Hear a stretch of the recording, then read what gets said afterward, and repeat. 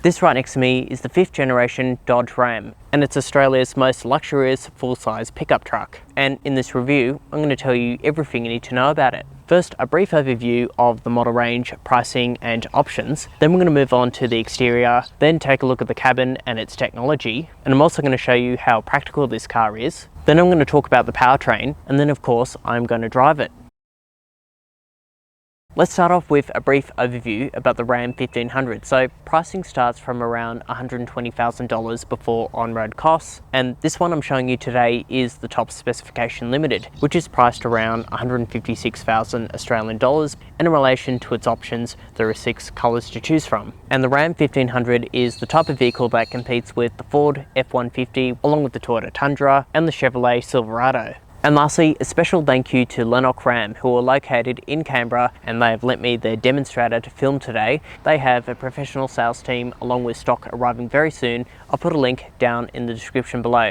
Let's now move on to the design. So the colour of this example that I'm showing you is finished off in Delmonico red, and in relation to the design itself, it is a big car. Mirror to mirror, it's 2.5 metres wide, 1.5 metres tall and 6.1 metres long for the long wheelbase version. And in relation to its key features, up the front it has full LED bifunctional projector headlights with automatic high beam, along with LED signature DRLs and LED fog lights down the bottom, and you've also got 2 recovery points on the lower section there. In terms of what you get with the Limited, you have a gloss black grille up the front along with a big Ram badge, and on the bonnet you have some air vents along with a 1500 Hemi e-torque badge on the top section. And moving towards the side view of the Dodge Ram, specific to the Limited, it features 22-inch gloss black alloy wheels that are wrapped in all-season Pirelli tyres. And if I open up the door, as you can see, you have high quality metal side steps that pop in and out. And it also features gloss black wing mirrors, door handles, badging, and privacy glass on the rear quarter.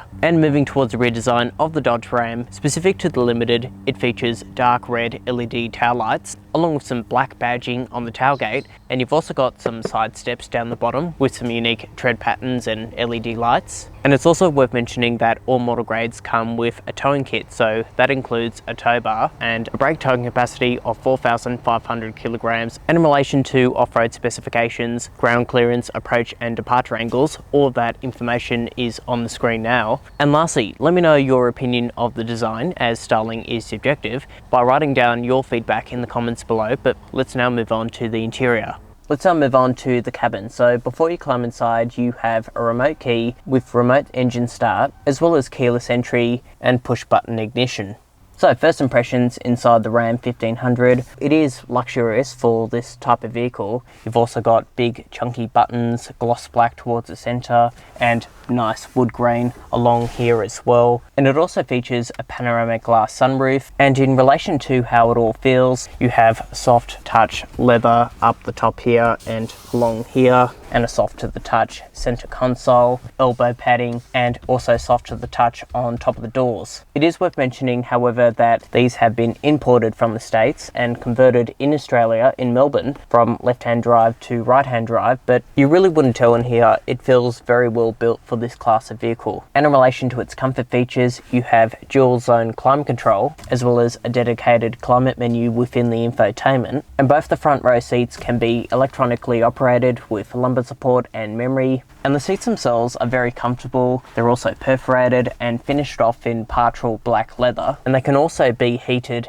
and ventilated. And in addition to that, you get a soft leather wrap steering wheel with manual tilt and reach adjustment, and the steering wheel itself can be heated. And you've also got electric pedals, so you can move them forwards and backwards depending on your height. And if we move on to technology, it all runs off this 12-inch portrait style touchscreen, and overall it is pretty easy to use. This is what the home menu looks like. And in addition to that, you've also got physical buttons for the volume, dual zone climate control, as well as some physical buttons on the steering wheel and some buttons behind the steering wheel as well. And And you can also set up multiple driver profiles, saving seat positions, media functions, and various things like that. And in relation to its key features, you have FM, AM, and digital radio, along with full Bluetooth connectivity, voice control, and inbuilt satellite navigation, which is crystal clear and also features a 3D view. And in addition to that, you've also got Apple CarPlay and Android Auto.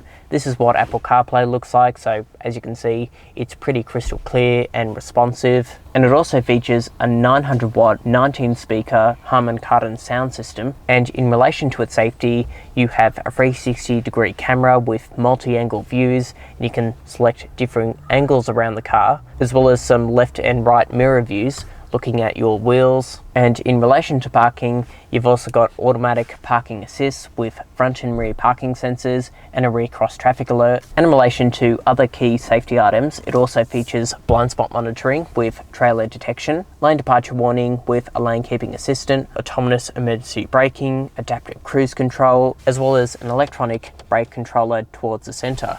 And it also features a digital instrument cluster, so not only you can change what you want to see in relation to its information depending on what you want to see in front of you, and the layout is also quite configurable. And towards the center where the gear selector is, that is where you will find the different four-wheel drive modes. And lastly, storage. So up the top here you have a sunglasses holder, and on the doors you have decent door bin pockets on the top and the bottom, along with two small cup holders. And moving towards the passenger side, this pops up and opens, providing some decent space, and you've also got a decent glove box as well.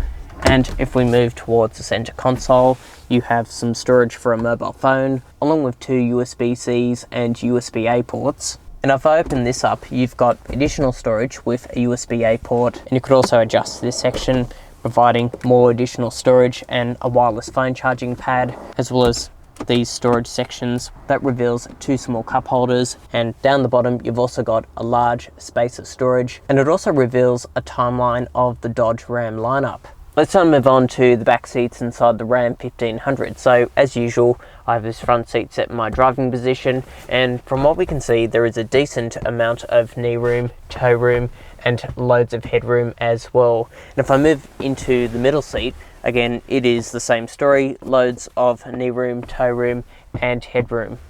And if you may have already noticed, the back seats are slightly reclined, giving you that extra comfort. And in addition to that, the rear seats can be heated and ventilated on the two outboard sections. And there are also some USB-C and USB-A ports, along with directional air vents, cup holders on the top section here, mat pockets behind the front seats, pull me in handles on the B-pillars, and some hooks on either side, along with two LED lights. Decent door bin storage down the bottom with, again, additional cup holders, and there is also some additional storage on the top section as well. And you can also lift up the bottom section of the seats, revealing some additional space and two hidden storage sections underneath the floor mats. And if I move towards the center, you have two additional cup holders along with a storage section underneath the armrests.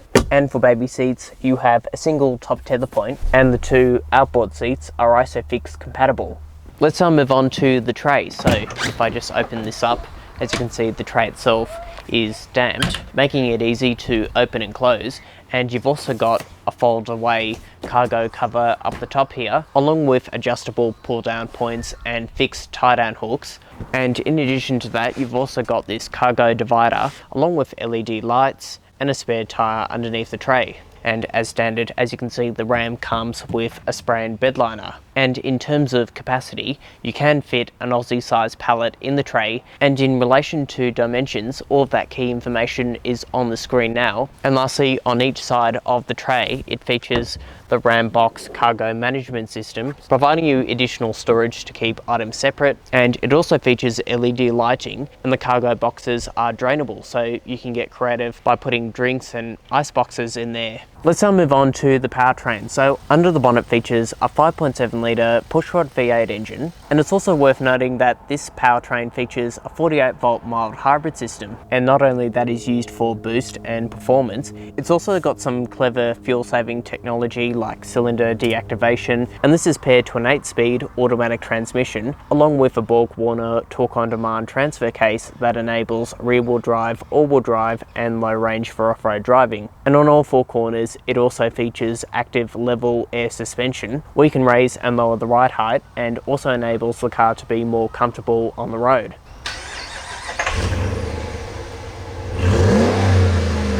Let's now move on to the driving impression. So first up, visibility. I can clearly see what's in front of me. You've also got big, large wing mirrors and great vision out the back. And in relation to its refinement, it does sit on a ladder frame chassis, but the Ram 1500 also features air suspension. Like I mentioned, that is useful for raising and lowering the vehicle, but it also does a fantastic job keeping the car very stable on the road.